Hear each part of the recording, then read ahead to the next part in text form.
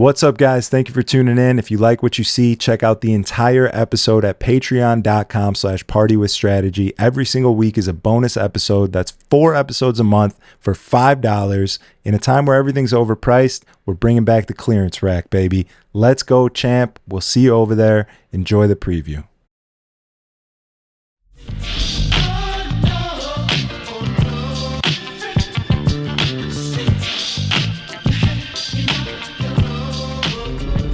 Welcome back to the Party with Strategy podcast. Very special guest, an old friend. Yes, sir. Dustin Timberlake. No one knows the actual legal name. Dusty McCluster.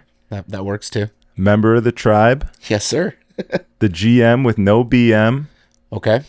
Yes, it's very true as well. Dustin. I don't know. There might be one in Mexico somewhere. Spring break got iffy a few times. Fair enough. Yeah. Fair enough. Yeah, Dustin, I tried to find your last name. I'm like, I think I know his last name. I don't know if I know his last name. The availability of my government name is scarce. Okay, yeah. And you like it like that? I prefer it that way. Okay, all right. Yeah. Well, there it is. There you have it. Yeah. Welcome. I'm not actually related to Justin Timberlake. No, that I know. How you feeling? I'm tired, man. It was a long weekend. It was my birthday last week, so... Oh, happy birthday. It's been nonstop since Tuesday. And I'm over it. We're good. You had a little Latin spice last night? We had some Sunday spice with Mauricio. Always a great party. Yeah. Yeah. I need to get him on here. Mauricio would be a good guy for the podcast. I know. He's a good time. I've been talking about it. I gotta hit him up. Yeah. Every time I'm like in need of guests and I'm ready to fill the schedule in, it's just like the same thing when you're fucking looking for a restaurant or something, but you know you have a million that you want to go to. Yeah. You just never remember. I mean, we've tried this. When the time comes. We've tried this 5 times. Yeah. We're finally here. Yeah, we made it happen. And if you guys are here, don't forget to subscribe to the YouTube channel, like the video, drop a comment, help us out. Trying to do this up at the top rather than at the end these days. Long Drink, shouts to Long Drink for the big sponsorship. Let's go, champ. Have you ever had it? I haven't. We might shotgun one here a little bit later. You want to taste test why it? Not? What are our flavors? This is a cold one. This is a cold one I just pulled out of the fridge. It's peach. Who doesn't like peach? I'll be honest with you. Anyone that tastes it, they have only incredible things to say. Oh, it's really good. What kind of alcohol is it? Just malt liquor? It's gin. Real alcohol. Gin. Didn't see that coming. I like gin though. I've never had gin in my life till I had one of these. I'm not a drink gin on a regular basis kind of guy, but a good gin cocktail at a restaurant. And how about in a can? In the can. The Long Drink, it's actually really good. It's fire, bro. Drink as much as you want. If you want another one, I got an endless supply in the fridge. We might be a little tipsy by the end. Let's get you hammered before work tonight. Yeah. I just don't know if that's in anybody's best interest. Yeah. Back in the day, Brian Galati used to run Savage Bingo at the original headquarters in Lakeview. And do you remember Brandon Hemrick? Tall Brandon. Oh, yeah, of course. Brandon was the host. And one of the punishment shots, if you spun the wheel, was a warm shot of gin. Warm gin. Warm gin. I've heard lore of warm gin. Yes, it's not... Oh, it sounds horrific. It is horrific. Yeah. It's botanical and bitter and warm, and it's just gross. Would you rather have warm gin or room temperature Malort? Oh, that's tough. I don't mind Malort. I know, obviously it's Chicago's thing. It's the most disgusting liquor ever, but I don't think it's that bad. It's not good. It's not good. I'm not choosing to drink it by choice. Yeah. But if you're giving me warm gin or room temperature Malort, I think I'm going room temperature Malort. All right. Fair enough. I think I'd probably do the same. Yeah. But, this is the first pod we're recording since the incident, and I feel like we just got to touch on it. We just got to at the top, get it out of the way. Let's go for it. We got to speak on it. I just can't believe that Rudy was taken out by the Hawk Tuah girl. It's all I'm going to say. I don't want to bash the guy. And I knew this was coming. I'm driving here. I'm like, when will this be brought up? Listen, me and Rudy had beef back in the day. It was squashed for years. Ever since then, I've been mad cool with him. He's helped me out. It's been great. But I have a responsibility as a podcaster where I can't just not talk about it. So I will say that I think it's incredible the events that took place that led up to this whole thing. I That feel like it was destined to be me here right now. the I Hawk don't Tuah know girl why, but I blows do. up on the streets of New Orleans or wherever the fuck it was, Yep. Nashville, I don't know. And months later ends up taking out a Chicago native. You like how Taking out a Chicago native is probably the best way to put it. Listen, man, I go way back with Rudy. It's probably 15, 16 years. Him and his ex-girlfriend used to come by my work. They worked for a marketing company. They would come in and scan all the IDs of my employees and hand out free. This is when you could advertise tobacco. They were free, or not even free, they were dollar cigarette packs. really? And they would come in every week and just scan the same IDs over and over because they knew I would just collect my staff's IDs for them. And that's how I met Rudy. I've known him for a long time. Almost moved in with him once. Dodged a bullet. Dodge a bullet. 100%. And listen, I don't want to bash him and say he's a bad Nah. guy. He's a wild boy. Yeah. And wild boys do wild things, and that's Wild just things. what it is. And I mean, it's I didn't know you've known him for that long. That's It's crazy. about 15 years. I've known Probably him. longer than anyone I don't know. else. Me and him had a pretty mediocre, was a pretty major run at Bounce. Yeah. We had a really good thing going on at Bounce. Me and him together crushed it over there. And then, I got fired. What'd you get fired for? I didn't even know you were at Bounce. This is Yeah. while I was gone, right? It's a really rough story, but we can say that people didn't want me there anymore, and they found an excuse to get rid of me. Okay. So Fair enough. I like rules and structure, and some people there didn't. So when shit didn't get done the way I wanted to, certain people were told, and other people who weren't following the rules got in trouble for it, and eventually I was just pushed out. Okay. So it's okay. Getting fired from Bounce was the best thing that ever happened to me. Yeah, where'd you go from there? From there, I wound up opening 3 of my own restaurants. Which were what? So I was partner with, do you know Vince Illusion? Partner at Light, and then he also owns. I know the name for sure, but I don't think I really know that dude. Yeah, the one you would probably know is Chalet, which Yeah, is yeah. now owned by Chris Thorns and Charles Protege. Yeah. They took it over from us. They bought it. They're doing a really, really good job with it. Yeah. And then the other one that was probably known as Storyville. It's on Clark Street, which I still own a portion of. It's a small New Orleans bar and restaurant with a speakeasy in the basement. Yeah. So I own 10% of that still, but I have sold my shares and everything else. I love Vince, one of my best friends and great business partner, but his business partners that were on the project before I was on are some of the most horrific people I've ever met in my life. Really? Yes. You got ties with some wild people, huh? This industry leads you to some wild people. Yeah, It and- attracts a certain kind of person. Of course. Yeah. It takes a lot to last in this industry. I'm lasting. Yeah. You've been in it for a minute now. I mean, when did you start? Where was your first, well, even before that, where are you from? Northwest suburbs, Buffalo Grove. Okay. Yeah. Nice. Makes sense, Yeah. being a Jew. Absolutely. Right That- around the corner from Northbrook, Yeah. down the road from Skokie. Mm-hmm. That's where my mom grew up. That's so where my grandma lived in So did mine. Buffalo Grove on Oh, Dundee really? there. I was right around the corner. Yeah. So, my career started with the pretty big name in the industry, Carmen Rossi. Never heard of him. Never. He owns nothing in this city. Yeah. No one knows Carmen. He doesn't own anything. Carmen's a legend in this city in his own right. I was on a spring break trip in Acapulco in college, and one of my buddies was from a frat at U of I, where Carmen's also a legend as well, down in Champaign. And they were eating sushi with Carmen. My buddy Adam was eating sushi with Carmen, and I was drunk and hungry. Sat down, chatted up with him, and then Chris Bader, which I'm sure everyone knows the name as well. Mm-hmm. I was so blacked out. I don't even remember talking to these guys. I don't know what I said, but we exchanged contact information, and I got an email from them when I got back from the trip, and it started with me, hopping on their promo company, which back in the day was Wingman Promotions. Another son, another child of Wingman Promotions on the couch. Yeah. Who else did you have? Who else said they Was it worked? Joe Proppy? No, I haven't had him on yet, which I should. Yeah, he'd be a good one. I would love that. Who else? Chris, was it? No, Chris, the one that we had a couple days ago? No. I can't even remember, bro. Everything blends together. We were the best unknown promo company in the game. Yeah.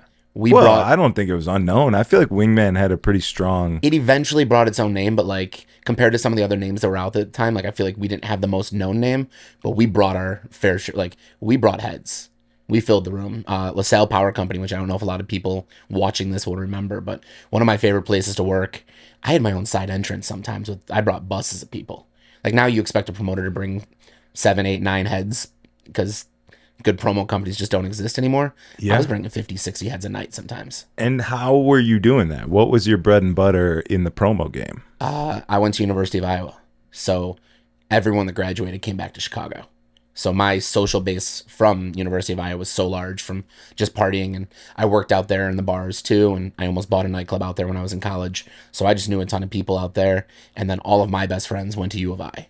So between those two schools, just the social group that came from that, between frats and sororities and all that, it was pretty easy. And then I hired all my friends that worked at each college to work beneath me. You know, they got free bottles, drink tickets, they looked cool, got laid, whatever it was. So they were happy to party for free, and I got paid for it. Yeah. So And it's hard not to like jump around on the pod, but I have so many questions. yeah, Being someone that was in the promo game back in the day and talking about how you were able to bring busloads of people, and then now you're a good promoter if you can show up with 7 friends. What's the difference? What do you think changed? it's a really good question. I mean, this city has changed, period. For sure. I actually think nightclubs are a dying breed right now. Yeah. It's hard to fill the very few that are left, and you see them closing left and right.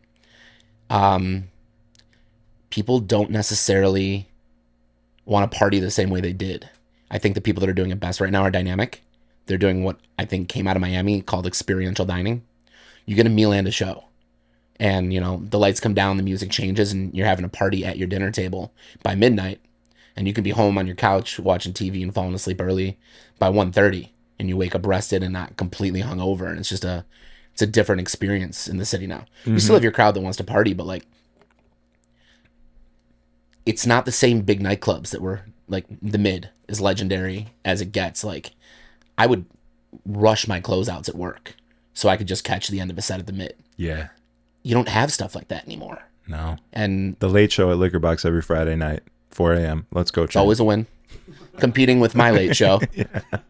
You know, we're up until 4 a.m. over at Gold Coast Social every Friday night as well. Yeah. But I got a very Latin crowd.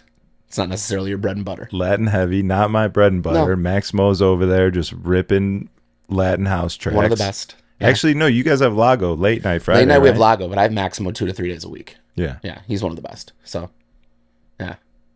And Lago brings the crowd every Friday night. He's a promoter in his own right. He brings the ruckus. He does. I got him and Riz late night, so it's The Rizzler. it's a little rowdy. Riz comes in, the ladies follow. Lago, his entire staff, all the tunnel crowd, it all comes by. It's nice. It gives us a really good late night pop over there on Friday nights. Yeah. Yeah. Yeah. But if you're not into Latin music, you know, go check out Strategy over at Does Liquor Lago Box. play a lot of Latin music over there? We call him Latin Lago. No way. It's not his bread and butter. It's not by choice. No way. Latin Lago. Yeah, but if you tell if I tell Lago to play something, he's Come like on. he's like, let's go. Literally, we'll I text. mean, that is our job as a DJ. If you 100%. want to hold your... And that's what my crowd's looking for. But he does a really good job of mixing in house music along with and hip hop, because we do Latin reggaeton and hip hop. So he loves his house as well, but he mixes it all in. But if I tell him like, hey, the crowd tonight needs it, I was like, let's go Latin. He'll literally text me. He's like, Latin Lago on the decks. Latin Lago Yeah. locked in. Locked in. Yeah. Nice. Yeah.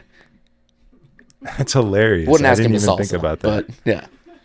Yeah. But it makes sense. Yeah. So, I mean, shit, what were we even talking about before we ventured off into The my difference in late show promo? promos now. From Yeah. where it was to now. And also the culture of like drinking and partying is not really that strong anymore. It's not. People are very health conscious, which is cool, and Yeah. I respect it, and I feel the same way. But also, I feel like our bills get paid through alcohol, really, if you break it all down. Anyone who's making money in a nightclub, me, you, the owners, the bartenders, the servers, everyone who's leaving that place with a dollar amount, it's coming from the sale of alcohol. 100%. So And the margins are stupid. the margins are stupid, and I also take it upon myself. I feel responsible as the DJ, as the person leading the crowd, to fucking force people to drink. I'm on the mic like, it's shot time, baby. Let's go. Get to the bar. Where the bottles at? Yeah. We're partying in here. And turn me up. There's some DJs that are really, really good at it, and they're great on the mic. And others get on the mic and they're not great on the mic, and I just wish they wouldn't pick up the mic. Well, it takes time. You got to let them. Do you ever hear someone pick up the mic and you're like, I don't love it, but I see the potential? Yes. Because you need that. So the only way to get better is to get through the bad. Yeah. When I got to Gold Coast Social, we were still in the process of building back to be a nightclub from a country bar. Country thing didn't work. Shocker. Yeah. You know, Chicago enjoys country once a year, and it's a Windy City Smokeout. Yeah. And that's, well, I mean, Bub City's thriving. We got the crushes, farm. but I'm supposed to be at the farm on Thursdays. Can't shit on the farm. I love the farm. Even though, if I have a night off, I go to the farm. Yeah, I did see you over there Just recently. hoping to run into Hawk Tuah. Maybe on a date with Rudy. I don't know. Oh, boy. I heard when she's in town, they hit the town together. They usually go out for at least one drink. Do you think they play that really cool remix that I heard's out? I heard that one too, actually. Yeah. There's rumors about who made it. I'm not sure who made it yet. Yeah. Listen, I heard that I made it, actually. That's the rumor I heard as well. That's what I heard. But is it a rumor? Am I not the only DJ in the entire world that doesn't even make music? I don't know. I think I'm the only one. Maybe. That's all I'm saying. That's all I'm saying. Okay. That's all I'm saying. I might have sent it out. We're quashing the rumor now that the Hawk Tuah remix came from you. I mean, I think it's Chris, personally. I think Chris R made it. I don't think Chris R owns a laptop. He's just out there borrowing one at whatever nightclub he goes to. Well, he just walks in, he looks at the opener, he's like, let me see the laptop. I think he uses Nicky Balzano's laptop to fill his stick up. If I were DJing, I would use Nicky Balzano's laptop. That thing, God, Nicky Beats. One of the best ever. Him or Mike Caprero. Remember Mike? I don't think so. Mike played at DJ LA name? Social. Mike Caprero. Just went by the legal name. Those two had they would literally cut through house music and just drop full blown Italian music at some of my sets, and the whole room would start dancing. It was incredible. That's fine. But yeah, if I'm stealing a laptop, or George Parra's laptop, I would steal for sure. But yeah, I mean, should I just take credit for it? At this point, why not? I mean, how? I'm not even kidding though. Funny. Like, everyone has told me that it's your remix. Yeah, which is fine. I don't. But we're establishing now that you don't create your own music. All I'm saying is let's put the pieces together. Let's look at the facts. Yeah. I'm probably one of the only DJs that doesn't release music, doesn't put music out. You don't have a room over at the Music Garage. I don't have a room at the Music Garage. Fort Knox kicked me out. What'd you do at Fort Knox? No, I'm kidding. Girls running around with stickers on their tits in the hallways, and they're like, they weren't feeling that. Yeah. Maybe after the rebrand, I'll go back and try and get a membership again. We threw the Send Nudes launch party together. We did throw the first Send Nudes party ever, which was kind of legendary. Shouts to Caroline. Haven't seen her in forever. Video. Can we throw videos up on the pod? No, we gotta. The old me has to lay rested 6 feet under. We can't reemerge. Although I will say, the Patreon does have old content on it if you're signed up for one of the higher tiers. We live in a different world. I don't normally promote that, but why not? There's definitely some OG Chicago nightlife titties on there. That's all I'm saying. I'm sure. Yeah, that's all. There were some good videos that came out of that party at LA Social. Legendary location in its own. Bro, yeah, it was. I mean, I barely remember it. It was me, Dolo, and I think Jake Shore Drive was fucking opening for us. 100%. That was the first place we had Jake DJing ever, I think, was LA Social. I put him on there. Hilarious. That kid has absolutely blown up. Crushing it. And I'll be honest, when he was around back in the day, he wasn't my favorite person because he was fucking drinking a lot and fighting with his Puerto Rican girlfriend at the club. Dude, even his little brother would come in and it would just be bullshit. But But he cleaned up his act. He stopped 100%. drinking, right? He's crushing. Absolutely. I play his tracks all the time. Honestly, like what he's doing with old house music tracks and the way he's reinventing them, it's just nostalgic. It's fun, and you don't expect his drops. His drops are different. You don't see it coming. Yeah, and they hit hard. And the club starts jumping when the drops. 100%. And his whole personality, his whole style, his whole he was doing TikTok dances in the booth before TikTok was even a thing. Kids got rhythm. So that was happening, and everyone was like, what the fuck is this guy doing? And Yeah. then like all of a sudden TikTok came, Yep. and it was like, oh, that's what he's doing. Yeah. Yeah. You know? So I mean, shouts to him. He's It crushing. didn't necessarily play in Chicago at the time that he was doing it. People were like, why is this kid jumping around in the booth? And most DJs just got their headphones on and they're tapping the decks and he's fucking moving. He is going hard. It works now. Putting on a show. Yeah. Yeah, no, it's absolutely crushing it. Yeah. Very exciting news. Brand new sponsor for the show. Shouts to Long Drink. They see the vision. If you guys like what's going on here, you got to go buy some Long Drink. Thank you for watching. We'll be right back. Check this out. All right, party people, you know how it is. Late nights, great music, and that perfect vibe. And what's a better way to elevate the night than with a refreshing drink in your hand? I'm talking about the Finnish Long Drink. If you haven't heard of it yet, the Long Drink is not just any drink. It's a legendary Finnish favorite that's been around since the 1952 Summer Games. It's a deliciously refreshing blend of premium liquor, natural grapefruit flavor, and just the right amount of carbonation. It's smooth, crisp, and perfect for any occasion, whether you're chilling with friends, getting the weekend started, or just winding down after a set.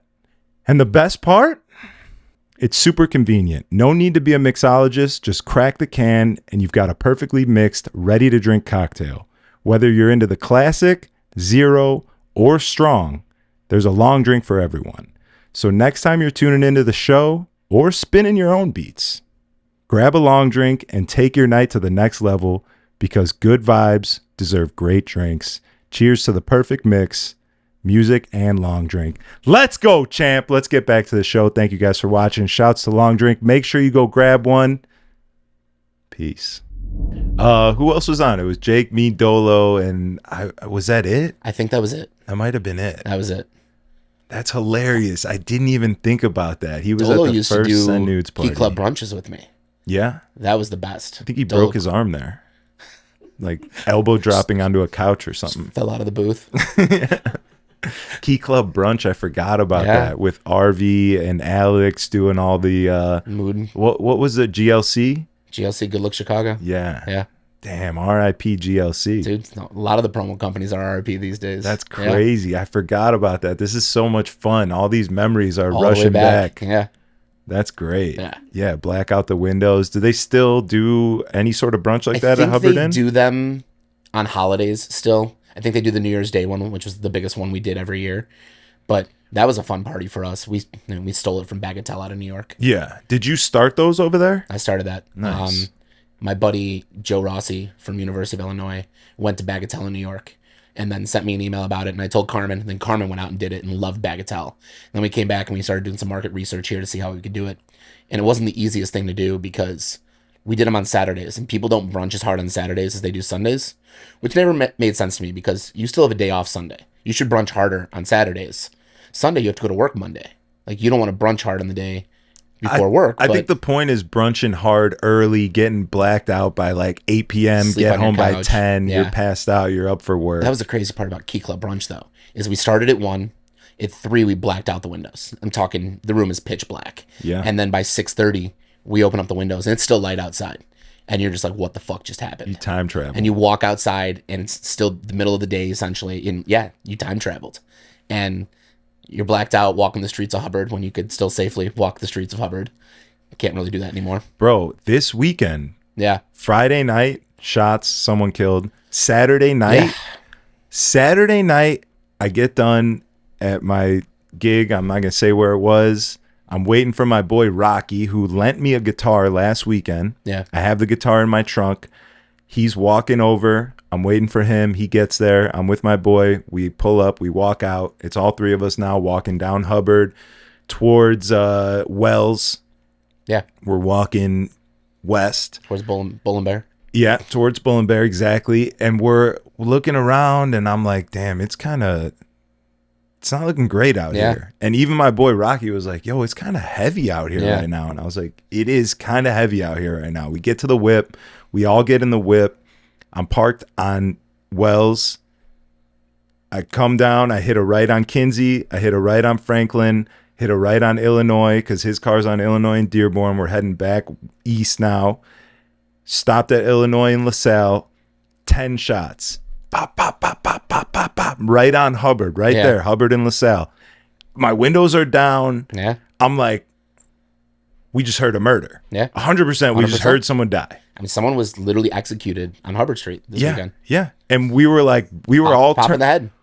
we're all turned up, ready to go to Tuah or liquor, some late night shit. That happens. I'm like, I'm going home. Yeah. There's no reason. I'm going straight home. It's like nothing good happens after 2 a.m. That's fucking reckless, bro. Yeah. I don't know that I've ever heard shots that close to me before like that. I've been outside of nightclubs for 2 shootings where, crazy enough, literally watched people die. That's fucking insane. Insane. One literally like hiding behind cars and crawling behind a cement wall while shots are being fired. That is terrifying. Terrifying. 100%. That's Way what are too we close. doing here? I used to walk don't home. know. I used to get done with my gig, backpack full Yeah. of DJ gear and a laptop, worry and about it. fucking walk to Wells and North Ave Yeah. from River North. I think it was a little over a month and a half ago. I got robbed at gunpoint Where? On the street? on the street, walking home from the gym at night. From what gym? Export? Export on North To your crib? to my crib, which is on Orleans. Were you walking down Sedgwick? I was walking down Sedgwick. It's a terrible idea. I'm well aware of that now. Wasn't well aware at the time. Luckily, you Well, know. all the projects are right there. Yeah, it was late at night. I don't know. I mean, I wasn't feel thinking you. straight. Not that I'm saying, not that I'm When victim I drive blaming home, you, but when I drive home, that's the route I take. Yeah. So when I thought to walk home, I just thought to take the same route, and it wasn't the best thought process. But well, who's the moron that robbed the fucking guy coming back from the gym? I mean, what do you have on you from that's the the funny gym? part, dude. So I've explained the story a few times to people, and nothing. I had my phone on me, I had my Apple Watch, and I had my earpods, and I had about $30 in cash, just in case I wanted a protein bar or a drink or anything at the gym. And these guys literally popped out of an alley, guns drawn, essentially said, give us what you fucking got. I emptied my pockets. Luckily, I had one of those little hidden pockets on the inside of my shorts, so they didn't get my phone because I was hidden inside my shorts. That's good. They took my watch, they took my earpods, and they took the money, and they looked at me like, that's all you got? And I literally apologized to the people robbing me. Yeah. And I was like, yeah, I'm sorry. It's like I was at the gym. Like, I'm standing here apologizing to the people that are robbing me. But at that point, you do whatever you can so you don't die. Yeah. And I gave them everything I had, and they ran to a car that was like 2 blocks up the street, and they took off. They were gone. Ski masks, young kids, definitely not old. That's so fucked, bro. Yeah. That's so fucked. I've only had one gun incident in my life, and you were there Yeah, it actually. was at my club. It's an There was no actual gun. I watched the footage. But undisclosed the threat of it was location. The threat of it was there. It was a little reckless. Yeah. I was shitting my pants. They say you go into like fight or flight mode, but Yeah. I feel like you just go into survival mode. Survival really. mode, 100%. I was like, all right, allegedly this dude is sticking me up at gunpoint, hands in his hoodie pocket. Something's poking me in the stomach. It's his fingers, allegedly. yeah. Well, I don't know. Listen, we pat everybody down real hard at the door. Yeah. So nothing's getting in our club. It's it was fingers. I watched the footage, but still, not knowing, it's a scary situation. Yeah, I mean, You're dealing with a drunk dude that wants a fucking song played, and then he's threatening to kill you. It's kind of crazy. it's fucking crazy. insane. Yeah. And yeah, all I'm thinking is like, what do I have to do right now to get this guy to please this man? Yeah. He wants a song. He didn't want my money. No, He didn't just want a song. my watch. He didn't want my wallet, my phone. He just wanted to hear his track He wanted to hear some shitty 80s freestyle track that you probably didn't have. that I had to download and play for the man. Yeah. And that was wild, bro. Yeah. And everyone that hears the story is like, oh, that's crazy, bro. I would have fucked him up. I would have fucking... No, you don't. I would have fucked him up. I'm like, you think that somebody's literally touching you with a gun, their finger is potentially on the trigger. Yeah. You push him, you're shot. Yeah. His finger hits the trigger, Accident, it's you're over. shot. Yeah. In the stomach. Bleeding out in a DJ booth over a request. Yeah. Insane. The shitty 80s freestyle track. Yeah. Insane. Nonetheless. It was a good time. That was really the only potential Scary you've threat had, yeah. I've Listen. encountered. I have my concealed carry. Most of the time I carry my gun on me. Yeah. But even who brings their gun to the gym? Where am I going to put it? Now you got to bring it. I don't know. I still probably won't bring it to the gym. You got to get one of those little joints with the ankle strap or something. like fucking Beverly Hills Some Cop, James Axel, Bond Axel shit. Foley pulling off his ankle. Yeah. Yeah. But even if I had my gun on me that night, these guys came at me guns drawn. Even if I tried to pull my gun, I'm dead. Yeah. No questions asked. That, like, at that point, that's what you're thinking, right? If you have a gun on you and there's multiple people with their guns already out, It's over. You don't have a chance. what do you do? I'm not special forces. I can't tuck and roll behind a car and You think that it's like, I mean, we watch these fucking action movies and Yeah. you grow up on, like, you know, these hero scenarios and shit. And I think that a lot of people just envision that that's how it works. yeah, I'm not Liam Neeson. But yeah, exactly. You're like, Chris Hemsworth. what am I? Yeah. What am I doing here? Give these guys what the fuck they want. Your life is not worth a phone, no matter how Hell much no. money, credit card, like whatever it is. It ain't worth Fuck it. no. You hand it all over. And then everyone, like, when I've told the story, like, well, did you call the police? And I was like, no. The fuck am I going to call the police for? They They're were gonna show probably up- watching. They 100% they're watching on the camera at the light. And they don't give a shit. Because what are they going to do about it? And it's like, I'll wait 2 hours for them to show up. I'll file a report. And they're not going to catch anyone. So, you know, I did my walk of shame home, took a shower, called it a night. That's crazy. How long did it take you to shake that off of you? Like, It was a good week or so that, like, I didn't really feel safe. Like, Yeah. checking, like, just head on a swivel, walking the streets. I'm good now. Sure, there's probably some lasting PTSD behind that and shit, but yeah, it was nerve-wracking for a week. And, you know, I was hands shaking all night long. It wouldn't stop. yeah, bro, you don't go to sleep. You should have just went back to the gym. Honestly, you can't go to sleep yeah, right? after that. Just go run it off. Yeah. Hit the sauna. You're right. I walked the wrong direction. Sweat it out. Should have gone back to the gym. Yeah. No, but I know too many people that's happened to. I mean, Nico got held up for his car at a fucking gas station. Nico from Liquor? Yeah. I had no idea. Yeah. Recently or It was a while ago? back.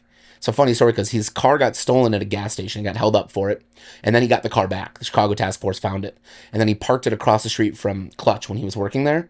And he was inside Clutch one night. And he's literally watching his car pull out of a lot. He's literally just standing in the window. And he's like, is that my car? He watched his car get stolen again twice. That's insane. And now he Insane. has it back again, right? I It's think like that his was nice gone whip. forever. I think he has a new car. Okay. Yeah. He's a car guy. I'm not a car guy. I don't know anything about it. I don't need that. I'm fine. My car's just to get me from point A to point B. That's what I'm saying. I Yeah. parked that bitch on fucking Orleans and I come back. There's 3 key marks on it. Someone pulled into my 3 bumper on tickets, accident. Tickets. I'm like, this thing's worthless, Yeah. bro. If I'm getting a nice car, I'm going to move out to Itasca, Illinois or something. I don't know. My car's in the shop right now because I got hit by a CTA bus. Big money. Did you get a fucking, you hit the It could doctor have been big after or money. what? The moment we hopped out of the car, like one of my door guys is like, "You okay?" And I was like, "Am I supposed to be okay?" No, you fucking, you I know. fall on the ground, you cut yourself. I didn't think about it. I was already in a sling. I had dislocated my shoulder a few weeks prior, and he's like, "Take the sling off. Take the sling off." And I was like, "Okay." I took the sling off. I threw it back in my car. We're trying to figure it out. It's like we both know a doctor that would have helped us out, and he's got a car guy like and a lawyer like.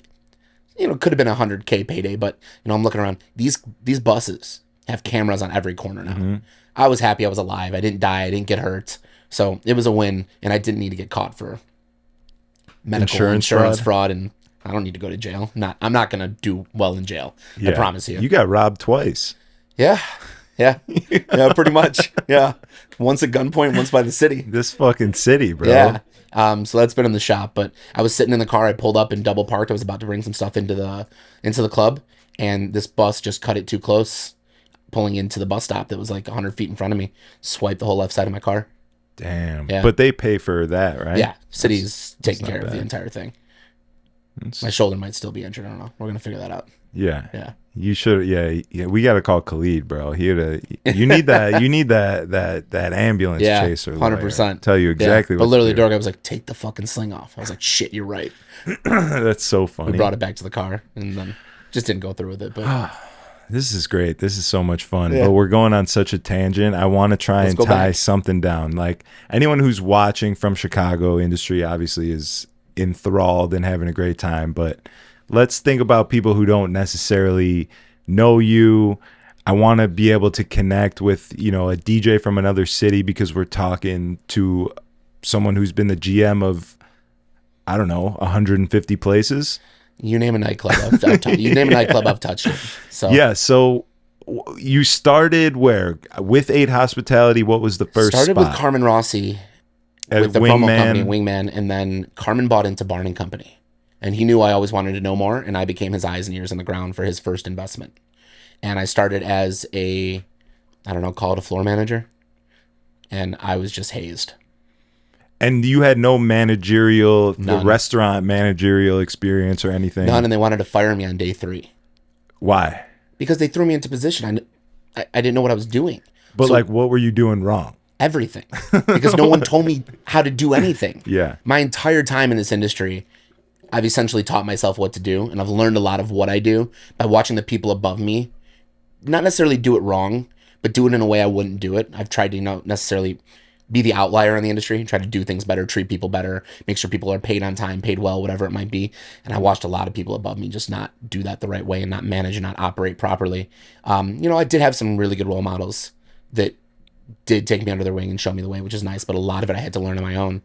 And this industry is in a sad state. There's not a lot of good managers left in the city. They've all kind of disappeared. Have they become owners? Some have. They moved on and left the industry? Pandemic, you saw a lot leave. Pandemic. They found out they didn't have to work these crazy hours and have this stressful environment and sit on your couch with a computer and work remote for a company that's going to pay you similar money. Yeah, that's true. I guess I didn't really think about that. Yeah. So What'd you do during the pandemic? I went to Mexico for a little and was planning on staying there for a while. Potentially. And I got a phone call from a buddy of mine, Homero, and he offered me a job running the rooftop at London House. And I didn't know if there would be a job available when I got back from Mexico, which I planned to be 2 months later, and didn't necessarily want to be without a paycheck for the entire thing. So I left early, canceled my other Airbnb reservation, and took the job at London House Rooftop, which was a really good experience. Knew it wasn't the job for me, wound up quitting, and I actually quit to open my own restaurants. So it was a really good experience. I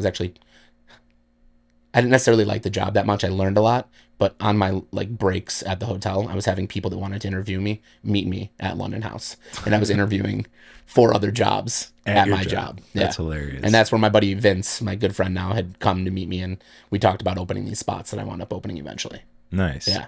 Okay, so as you're at Barn & Co., the place is on fire. Yeah. When do you feel like you really start to settle in and get a grasp on things? So essentially what I told them when they wanted to fire me because I wasn't doing the job is I don't know how to do the job. I was like, how can I tell a busser how to bus if I've never bussed? How can I tell a host as a manager how to host better if I've never host? So I said, put me through the ringer. I sat in the basement. I rolled silverware. I washed dishes. I worked every position possible. I hosted for 3 months. I food ran for 3 months. I did expo for 3 months, and I worked my way up, and they kept firing managers above me for, whatever reason it may be. There were a host of them, and the last manager got fired before me. He walked in on a Saturday hungover for his Saturday shift that I was already there for. He slammed a beer at the bar and then went up to the office, and one of the owners followed him up, and he was just railing lines in the office at 11 a.m. on a Saturday while he was 2 hours late for his shift. Classic. So they fired him, and we were standing out. Same people owned Hubbard Inn at the time. Yep. So I was out there going there for a meeting, and the 2 owners looked at me. They're like, do you know anyone that could be a GM? We had to get rid of so-and-so. And I was like, you've had me train 4 other GMs because I'm the only person left that knows how to run the building. It's like, maybe you want to give me a shot to take the position? And they did. They thought about it for a week or 2. Yeah. But they gave me the shot, and I think I rose to the occasion. Barn did very, very well for a long time, and then Carmen was a part of that, and he wound up buying it, and from there Carmen moved me on to a bunch of other venues opened. I did LA Social, I did Happy's, I helped at Hubbard Inn on and off, I helped at Joy District. We opened what was the name of it in Edgewater, little college bar on the Loyola campus, can't remember the name. Wait, Hamilton's, right? It was Hamilton's, and Yeah. it became, we named it, and I can't even think of the fucking name. Hamilton's was my Hamilton's shit. was legendary on the Loyola campus. Oh yeah. But we got in a lot of trouble with the university because we were running dollar shots on Thursdays, and that Which promoted is- binge drinking. I mean, it did. Yeah, which Dollar we shots. need a little bit. We Everyone need to needs get a little- back yeah. to binge drinking a I little think bit. that's what you were talking about That's before. when it was fucking fun. Yeah. Now it's, LA Social, we ran dollar tequila shots for years. you can't on even Fridays. decompress anymore. No. It's a $27 vodka Red Bull anywhere Yeah. you go. Yeah, it's Can't find a dollar insane. shot anywhere anymore. Yeah, my dad used to live right by the Devon Market off Devon there. Yeah. Like Clark and Devon. Hamilton's on Devon and Broadway. Broadway. Yeah. And we used to go party there all the time Yeah. when we were 19 with our fake IDs. Yeah. It was the shit. Hamilton's a fun, big spot. We brought Dante in a few times to DJ because he's a Loyola guy. Nice. Yeah, we had some fun parties there. A lot of underagers. Oh yeah. Yeah. Yeah. All college kids. So That's got what a, you expect at a place got a little like sloppy, that. but sloppy's fun. Yeah. Yeah. We don't have sloppy anymore.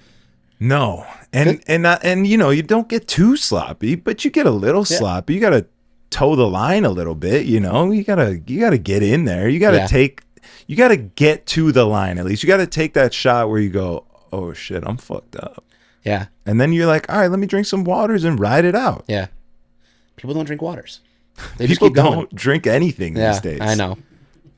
They just shoot each other. What's going on here?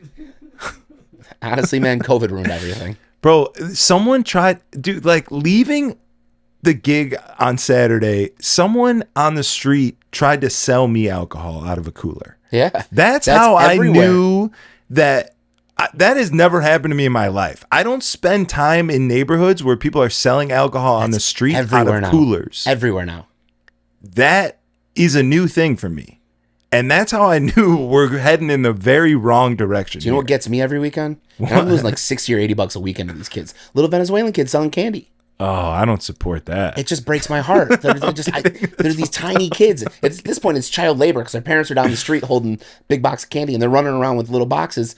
And it's a $20 bill every fucking time. You know, they only want a couple bucks, but I don't know. They get you. Yeah, they get me. They know how to tug at your heartstrings. They take your 20 and then they go back to their nice hotel with their fucking, preloaded credit cards. And I'm stupid because we're giving them $900 a month. They got money. I don't need to be, you know what? I'm changing my tune. Exactly. Get away from me, kid. I'm fucking carrying around a super soaker. I'm spraying anyone who tries to sell me candy. Go talk to Pritzker. He owes you your paycheck. Yeah, bro.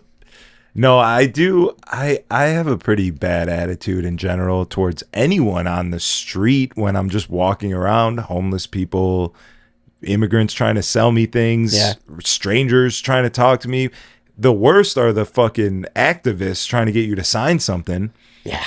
But I was downtown the other day and I saw like the little Venezuelan kid playing with a toy on the corner, and it just looked really sweet and cute. Yeah. He wasn't trying to sell me anything, and then I had some real feelings. I was like, damn, these are real. Sometimes humans. it tugs on your heartstrings. Yeah, and you hear the news, they're all getting this, they're getting that. Some of them clearly don't have hotel rooms. They're actually sleeping on the street, and some of them probably need the support. And we are well off enough that we have the ability to help some other people for sure. Occasion. I've always found that when I do something nice, when I give someone money or tip some amount that is more than I should, it comes back sooner 100%. or later. That's karma. Usually sooner than later. Yeah. So, but the homeless people in the city have some audacity. Our homeless people are, dude, Division Street has its own breed of homeless people. Yeah. These people, they ask for money, you give them money, and it's not enough. They ask for more. It's like, it's full-blown greed. You hand them a $10 bill. That's all you got? I got to get a drink, pizza. It's like, you're not buying any of that. You're buying drugs. And I get it, but like, they don't say thank you. One of our homeless guys had been gone for like a couple months. We hadn't seen him. He's a really funny dude. Always, just talking and jiving. And he's been gone for a couple months. He comes back. He's like, yeah, I was locked up. And I forget what he got locked up for. We asked him. But, I handed him a $10 bill. I haven't seen him in a while. He's like, that's it, man? I was like, what do you mean that's it, man? I just gave you $10. Like, well, fuck you, man. And talking shit to me as he's walking away. Came back the next day and asked for money again. I go, you really think I'm going to give you money again after I paid you and you literally told me to fuck off? That's crazy. It's crazy. Yeah, that's absurd. Well, alright. Battle raps cause I've shaken grown men to the point that they can't even face their own friends. That's why they rhyme about jewels, not life, cause the ice on which they skating is so thin. That's what I love about the human soul. It'll usually show when the truth ain't told. Use a lie.